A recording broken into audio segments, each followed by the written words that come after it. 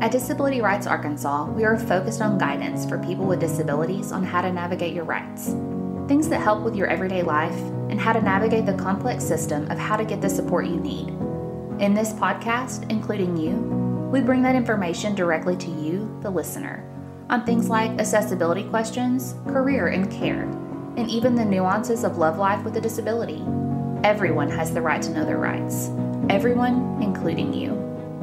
I'm your host, Lainey Jennings Hall. Did you know that 1 in 5 Americans experience a mental health illness in a given year? Despite its prevalence, individuals with a mental health diagnosis are still fighting to eliminate the stigma around mental health and getting treatment. Ableist language has become common vernacular with words tossed around like, quote, crazy and insane. I am joined today by Cory Bates-Rogers, Roger Isbell, and Tom Masseau to discuss this mental health crisis. Note, there is a trigger warning for this episode for triggering language and discussion of restraint and seclusion. Hey guys, thank you so much for joining us today on Including You, a Disability Rights Arkansas podcast. Let's start off today. Cory, would you mind telling our listeners a little bit about yourself? Yeah, my name is Cory Bates-Rogers. I'm an Arkansas attorney, currently working for Clio, which is an international legal tech company. In addition to working with Clio, I'm also the chair of the Protection and Advocacy for Persons with Mental Illness Advisory Council, which is a little bit of a mouthful. I'll call it the PAIMI Council for short. Before becoming an attorney, I was a Teach for America Corps member in Houston, Texas. I taught bilingual pre-kindergarten for 3 years. But my journey leading to working with the PAIMI Advisory Council and Disability Rights Arkansas really started, from a very young age, dealing with my own mental health and growing up in a kind of tumultuous childhood. In fact, I score an 8 out of 10 on the Adverse Childhood Experiences quiz developed by the CDC. Luckily, though, I've had a lot of time to grow, to come up with good survival skills that have enabled me to seek mental health services, therapy, which has really done a wonderful thing. It changed my whole life and enabled me to sort of take on this role where I'm able to, do what I can to help other people reach that same success. So that's me. That's why I'm here. That's my goal. Thank you so much, Cory, for joining us. I think we've got so much to talk about today. I'm so excited to dive in. Today, we're also joined by Roger. Roger, do you want to talk a little bit and tell our listeners just a little bit about yourself? Sure. My name is Roger Isbell. I was born in Texas and was raised in Arkansas, North Arkansas. I was diagnosed with a mental health diagnosis when I was 13. And when I was 16, it was changed to bipolar disorder. So I struggled with a lot of the medicines from the 70s. And then as I've gotten older, medicines have changed and I've stayed stable. And even though I have more downs than ups, I did have a pretty bad episode about 8 years ago and still kind of recovering from that. And, but I feel good about where I am in my life right now. And I'm on the PAIMI Council myself and have worked at the state hospital as a peer specialist. And I did that for 6 years. And I was a floral designer since 1983. So that's kind of my life in a little couple of paragraphs. Thank you, Roger. So we're here to talk about mental health. We're here to talk about mental health awareness. And one of the things I really want to kick off this conversation with, there really is a stigma around mental health, around getting mental health treatment. And Roger, you've had a journey around.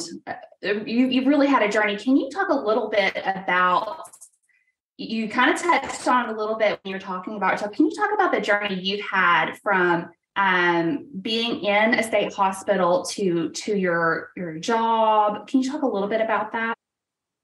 Sure. When I was asked if I was interested in becoming a peer specialist, I said, well, yes. And I've always tried to advocate and put a face to what someone looks like that may have some kind of mental health issue. I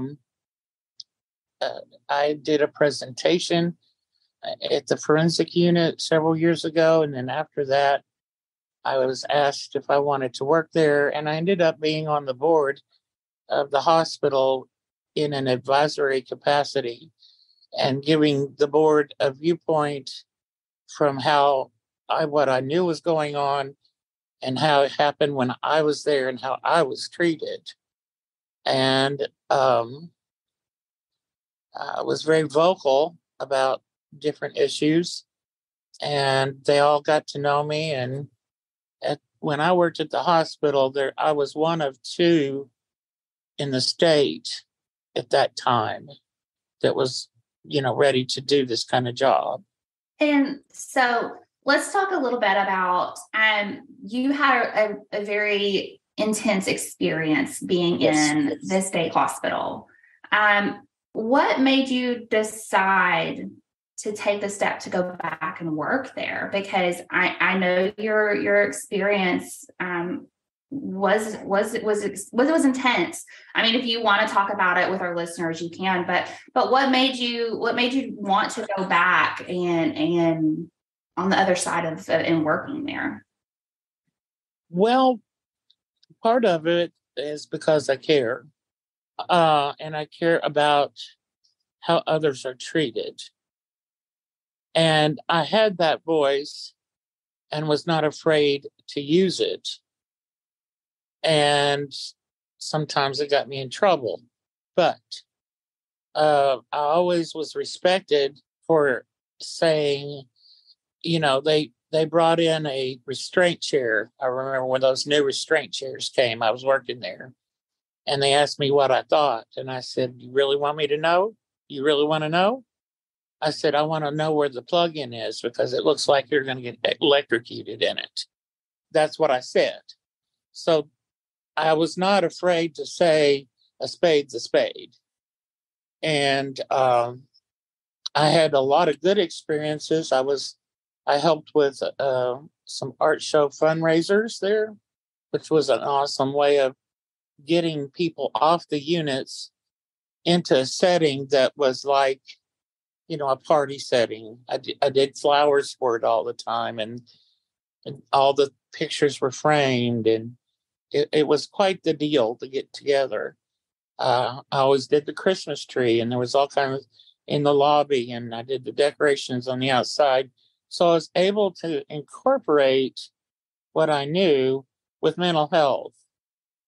And I even did a floral design class on the sex offenders unit with children. And I used building an arrangement is like building your life back.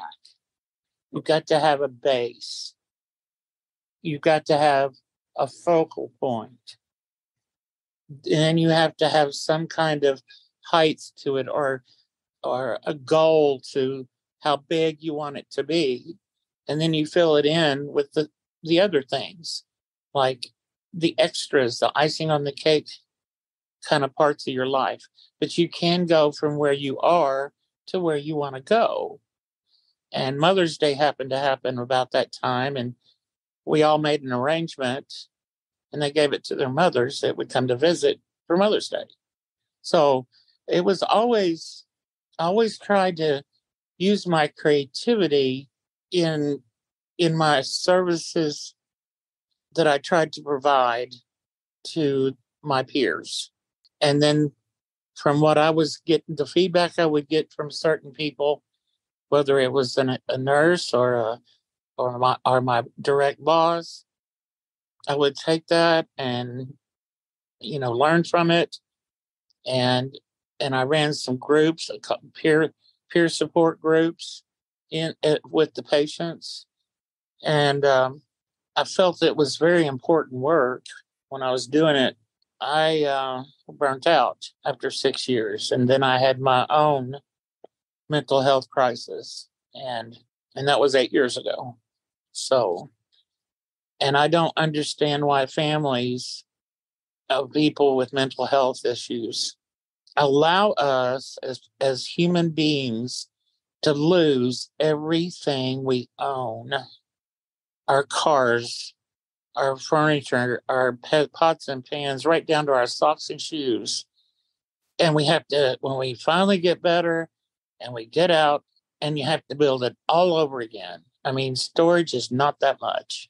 I'll be glad to expand in more detail if you wish, but I hope I was able to answer your question. Yeah, you did. And in fact, it leads me to another question. You talked about your own mental health crisis in the situation when you burned out. Do you feel that you didn't have your own access to mental health treatment in that situation? You said, your friends and family in that situation, you didn't have, that support. Did you feel that was the situation for you, the lack of access to treatment? Well, I always knew that I needed a support system. I thought I had people in my life that would be there and support me. I lost everybody except 2 people at the time. My 2 best friends stood there and had to educate my mom, my dad, and my mother, and my sister, and my cousin, because I thought those people were part of that system. But when it's so much easier to deal with me when I'm crying and can't get out of bed, but when I go on the other side of that, it's like, I guess I grow tail and horns because I know I'm not nice. And when I'm stable, I feel like I'm a very kind, generous, giving person. So as far did I think I had the support? Well, the support I thought I had failed. I had in fact, I was banned from going to the state hospital when I was in crisis. Now, whether it was because I worked there or I was in bad shape or I showed out or something like that, a lot of my time I don't remember. There's gaps in my memory, and I guess it's a coping mechanism that just helps me not until it's time for me to deal with whatever that is that I remember. And I do have to do that. Finally, my dad stepped in and got me into some services he was on the board of in Batesville. That's no longer there anymore. And I lived in-house for 7 months. And then I got my own apartment. And then the biggest player of my support system died. And that was my mother.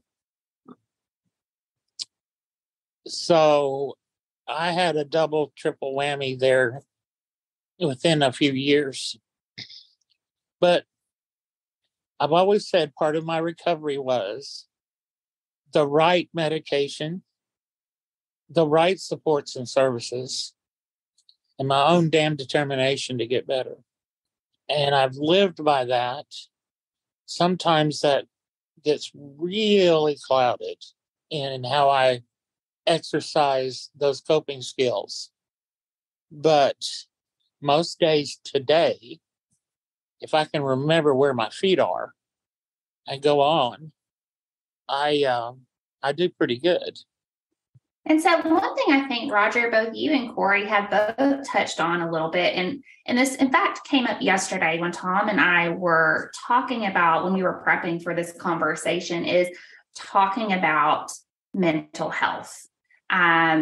A diagnosis versus a disorder versus illness. And Cory, I think you touched on it very well early when you were talking about your journey as well. A lot of times, and this was because I said it incorrectly yesterday.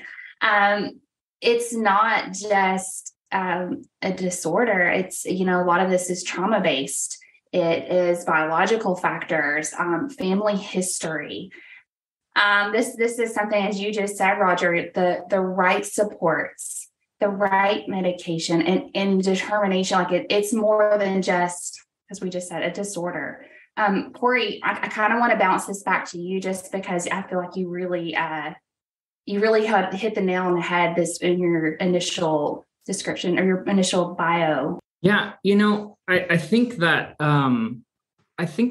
what Roger said, it really hits home. I mean, you said, I don't know why our families allow us to lose everything when we're experiencing a mental health crisis. And first, I want to acknowledge that that must have just been incredibly difficult, because not only are you going through that mental health crisis, you then are confronted with the fact that you're going through that mental health crisis alone.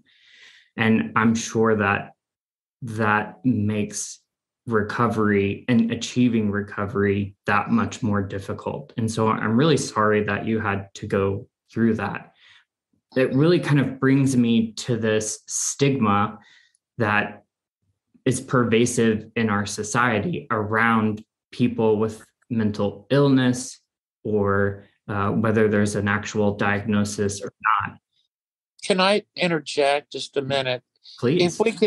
If I could ask people, I do all the time, never use the word illness connected with mental. If you can use health, mental health, that gives a more positive spin. And it's not what's wrong with us, it's what happened to us. And I just try to keep positive about it, because it's very important that people can see us and put a face to us and know what we're willing to share. I'm not saying go out there on the streets and have a podcast on the corner of the street or something, but just knowing that we're people first, and that we are that is not, a brain disorder, yes. Genetics, yes. My granddad, my uncle, and then a great uncle on my mother's side. And back when my grandpa was in Fort Roots, it was crazy. And I think part of our communication or talking today needs to be around that word, because we have to educate the community leaders, the politicians, everybody. We have to put the message out there that we are not crazy. Which, going right into some of our points here, Cory did an amazing blog for us here at DRA about that very thing. As if you haven't, if any of our listeners haven't seen on social media, I think maybe last, was it February or early March? It was coined as a new tagline in social media. The dividing line in America is no longer between right and left. It's between normal and crazy. That was used by the Arkansas Governor, Sarah Huckabee Sanders. And it's not okay. It's not an okay phrase, and it's not an okay tagline to promote yourself. And Cory, your blog could not have said it better. It's really easy to throw around the word crazy or insane. I feel like we do it. It's just part of our regular vernacular. It's the more you pay attention to how much you say, wow, that's crazy, or oh my gosh, that's insane, the more you realize, wow, it really is something that we use commonly in those contexts. But when you get to a situation where you have a leader, of a state saying that essentially everyone who opposes her own ideas or her own beliefs is crazy or has issues with their own mental health, it's a slippery slope to go from there to things that you see and read in dystopian novels.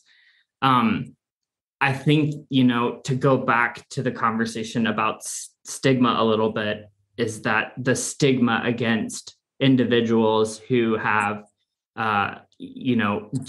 mental health issues, it goes back so far. And many of the ways that we talk about mental illness now are still directly rooted in the eugenics practices in the early 1900s, the way that we address people, the way that we treat people in facilities. All of it's, we haven't come that far. Now we have come a little ways, but we have so much further to go. And taking a political opponent and classifying them as someone who is mentally ill just because they have differing opinions, it just is an unsafe practice and not a fair thing to say, because not only are you furthering the stigma against individuals who have mental health issues, you're also discouraging people who may be suffering from a rare episode of depression and who may be leaning towards suicidal ideology. You're discouraging those people from seeking help for the fear that they don't want to have a diagnosis of mental illness. So really, we need to be reframing the way that we look at this altogether, because no one is going to get better. No one is going to be able to manage their mental health successfully if they're too afraid to go seek that help in the first place. So it really does start with us. It starts with us as individuals to really own what is mental health and how can we, help our own mental health. And then also, how can we support other people in our community who maybe we don't know it, but have an issue that they don't even realize that they have, making them feel comfortable enough that they can go seek assistance and not feel stigmatized by seeking that assistance. And the way I explain that to people is, if you have a cough or a fever, where do you go? Our brains are an organ. Our heart is an organ. If you have a heart issue, or if you have a spine issue or whatever, you go to that specialty doctor. And we're very fortunate to live in a time where we do have these specialists. And I can only imagine 100 years ago, and what I've read and seen online, the treatment that I would have received if I'd have been live then. Naked, chained to the wall. And that's another thing. I've always tried to change myself. And in order to maybe make somebody feel more comfortable, and if they say in a serious conversation or something, you're so crazy, Roger. And I'll go, yeah, I am. You want to see my papers? I'm registered. So that kind of breaks it down for them to not be, because I make a joke a lot of times about real hard issues. I kind of make it light, and then I may turn around and cry about it. But it's there's a balance, and like you were saying, Cory, you watch a movie and that's so insane, or you see something, a driver or whatever, and that crazy driver. How many times have we all said it?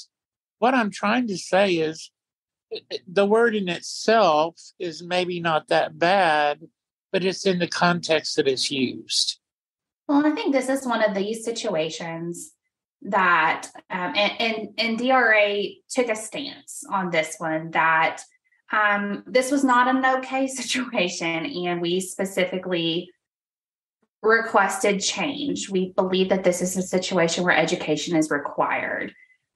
We issued a press release requesting that we end ableism and ableism language, and that we educate the public on mental health awareness. We have an entire grant around mental health awareness. Tom, can you talk a little bit about PAIMI and the PAIMI grant?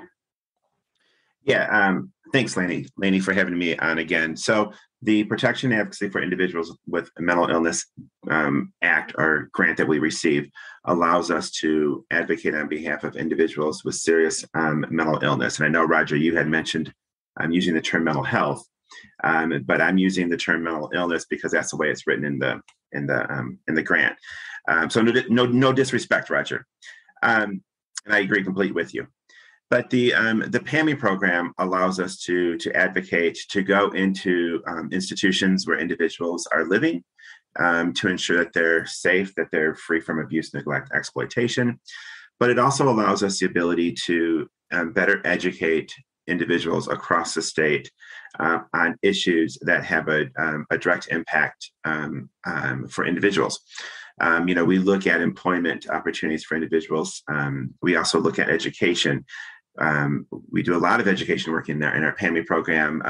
Number of kids here in Arkansas who are not receiving mental health services, who are being pushed out or expelled or suspended because of the disruptions that go on in school, because they don't have the supports and services. And then we see the school to prison pipeline explode because of that.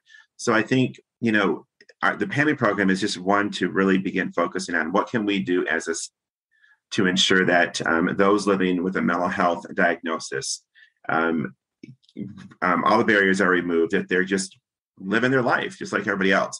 And I think the piece that really struck us was when the rebuttal to the State of the Union, when the governor used that term that you guys have been talking about.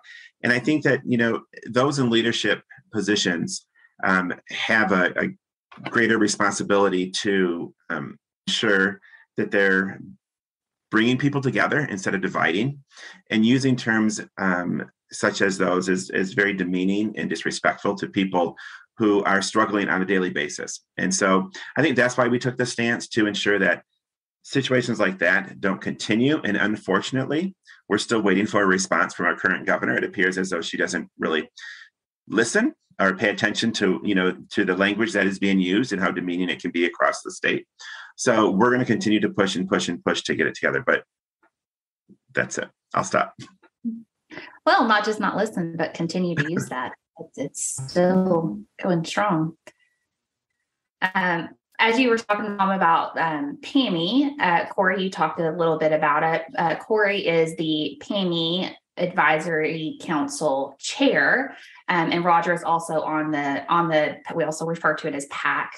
Cory, can you talk a little bit about the PAIMI Advisory Council and your role there, and just really how PAIMI Advisory Council supports DRA? Yeah, so the PAIMI Advisory Council is this federally mandated advisory council that is required for individuals or organizations that receive PAIMI grant funding. There has to be a PAIMI Advisory Council, and that advisory council has a couple of really important roles, especially in sort of advising, you might have guessed, the organization on how it can best support individuals who have mental illness. Again, individuals who have mental illness based on the language of the grant itself. What's really cool about the PAC is that the federal government has said on this PAC, you need at least 60% of people who are advisory council members. At least 60% of those people have to be people who either have received or are receiving mental health services, or family members of people who have received or are receiving mental health services. The goal of the PAC is to provide an input of people who have that lived experience, who really understand how the laws and our systems in this state have impacted their lives, so that we can then advise DRA, this is what's happening. This is what we think is the problem. This is what we think is something that DRA should work on with this grant funding. These are the priorities and objectives and goals that we want to see DRA adopt for spending that PAIMI grant funding. So it's really just a really cool organization, a really cool council. And honestly, it's made up. We've got so many really amazing people on the council, especially Roger. I think that Roger is one of those who he brings that realism to every meeting. He just has so much experience and is a huge value.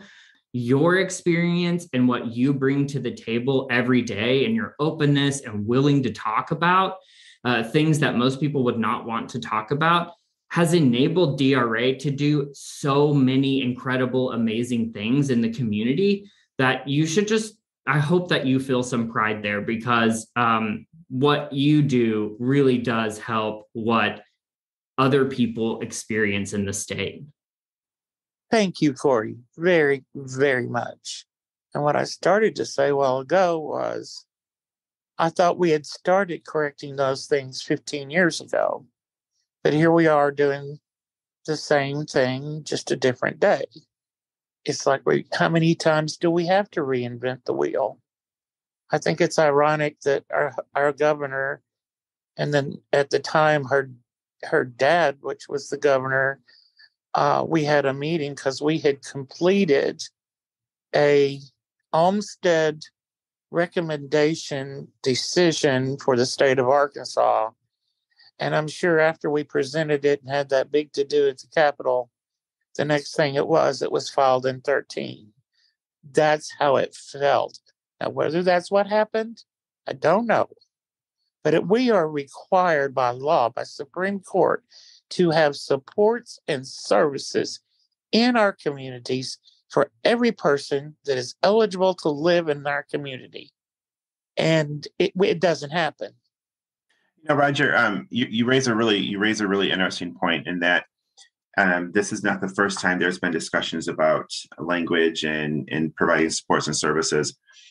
You're right, absolutely right, that Olmsted draft was put together, and it is just currently sitting on a shelf, waiting. But I think what's disappointing about all of this is that here we are in 2023 having these same conversations over and over again, especially talking about leadership and really talking about the values that some people place on others, or I don't know. It's just amazing that we continue to have these conversations, and nobody really seems to begin changing their language or changing the way they look at an individual. It's all based on stigma and what they perceive them to be, and how they're living their life. And I think that's what's so important about the PAIMI Advisory Council, is that there are individuals with the lived experience who can share their experiences and share their barriers that they're facing to the agency, to the board of directors, on issues that we as an organization need to address to push forward.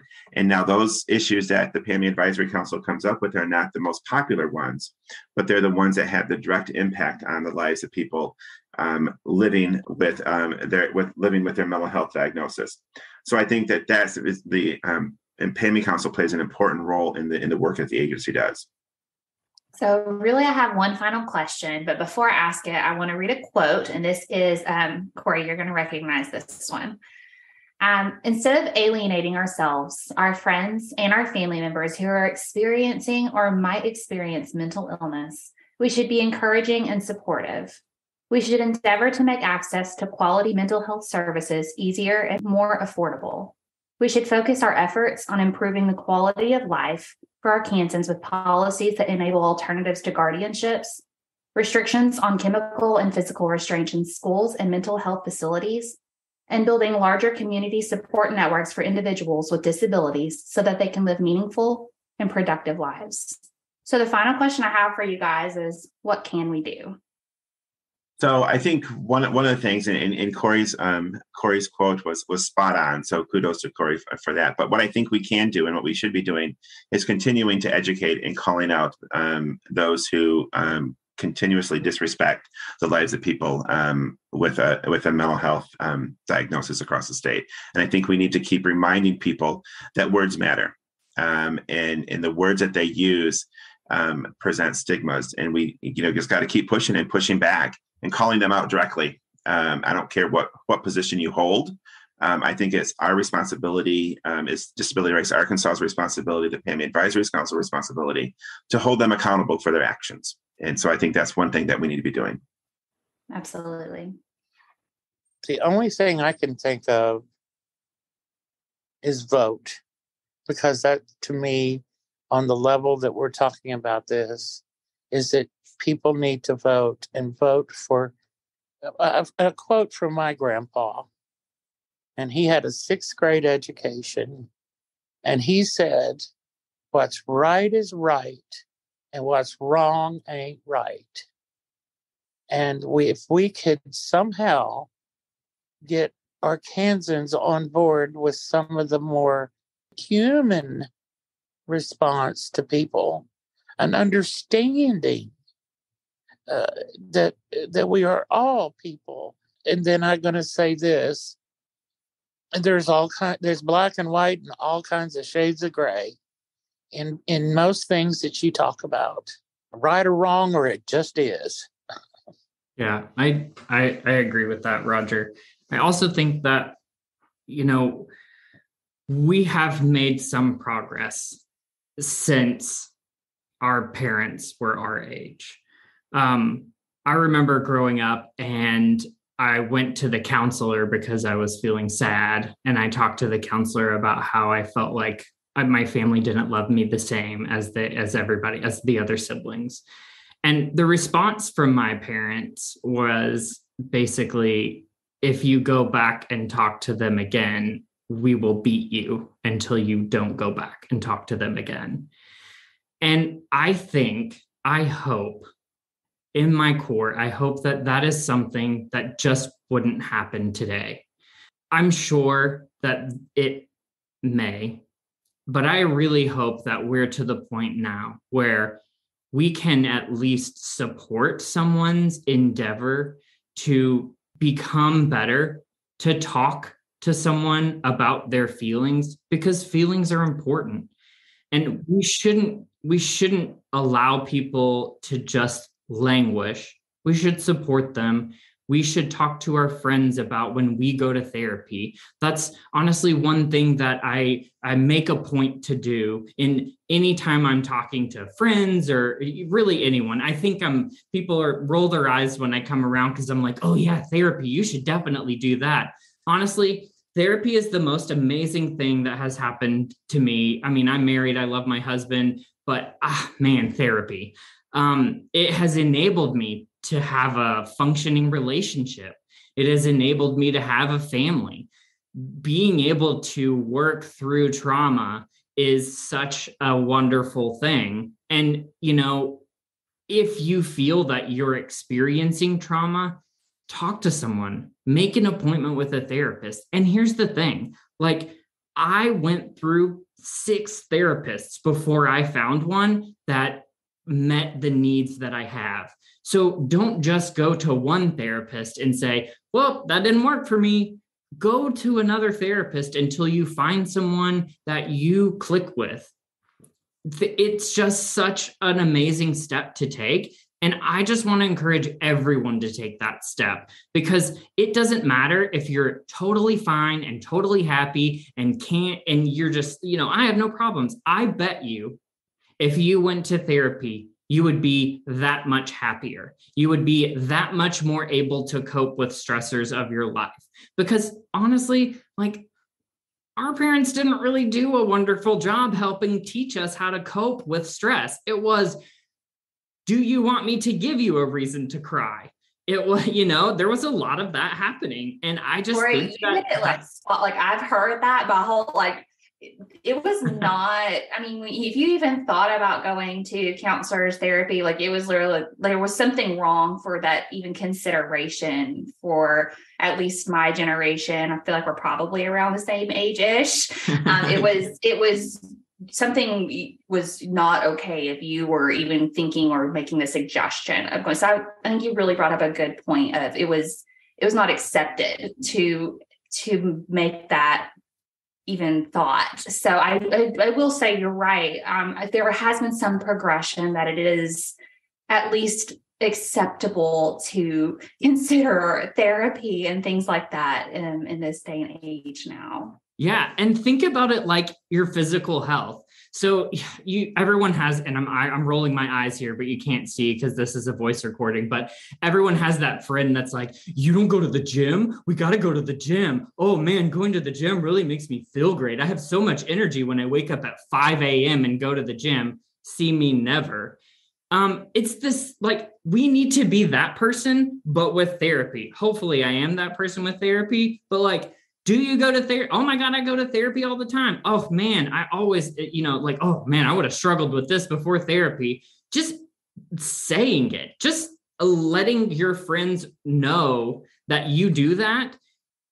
I've had several friends who probably would have never gone to therapy, except that I talk about it so much and I've normalized it so much in conversation that it has become something that is like, oh, okay, well, I'll just go to therapy. It's that easy. And we all have that ability and responsibility to take care of ourselves, and then to also just normalize therapy, normalize mental health services, because they are normal. They're as normal, like you said, Roger, as going to the doctor when you have a cough. I will tack on to that. I used the analogy a while ago about just remembering where your feet are.